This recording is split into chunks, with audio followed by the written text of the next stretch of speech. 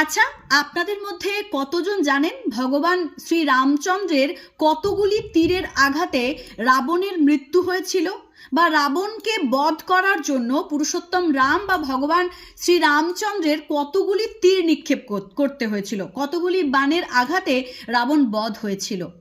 যারা জানেন তারা তো জানেনই, কিন্তু যারা জানেন না, আজকের ভিডিও শুধুমাত্র তাদের জন্য। এবং এই ভিডিওটি প্রত্যেকটি সনাতনী টাইমলাইনে শেয়ার করার দায়িত্ব আপনাদের। আজকে আলোচনা করব ভগবান শ্রী রামচন্দ্রের কতগুলি বাণ নিক্ষেপের কারণে রাবণ বধ হয়েছিল।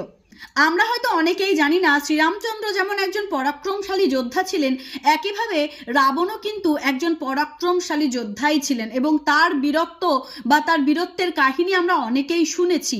তিনি ছিলেন শিবের বা মহাদেবের পরম ভক্ত, তিনি মহাদেবের বরপ্রাপ্ত একজন অতি পরাক্রমশালী মানুষ ছিলেন রাবণ। এবং এই রাবণকে বধ করতে ত্রেতা যুগে আবির্ভূত হয়েছিলেন শ্রীরামচন্দ্র, এবং শ্রীরামচন্দ্রের নিক্ষেপ করা 31টি বাণের আঘাতে রাবণ বধ হয়েছিল। আপনাদের মনে প্রশ্ন আসতেই পারে, একটি দুটি বাণের মাধ্যমে কেন রাবণের মৃত্যু হলো না, কেন 31টি বাণের প্রয়োজন হলো? তো সেই প্রসঙ্গেই আমি এই ভিডিওটি আজকে করতে চলেছি।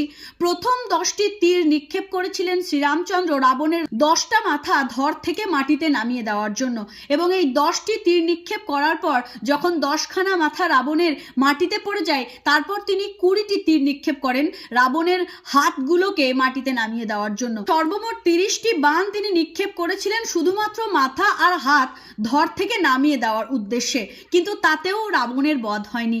রাবণকে বধ করার জন্য তার অমৃতকুণ্ডটাকে শুকিয়ে দেওয়ার প্রয়োজন ছিল, এবং এই অমৃতকুণ্ডের অবস্থান ছিল রাবণের নাভির মধ্যে। রাবণের নাভিপদ্মে এমন এক অমৃত ছিল যে অমৃত যুগ যুগ পর্যন্ত রাবণকে বাঁচিয়ে রাখতে পারত।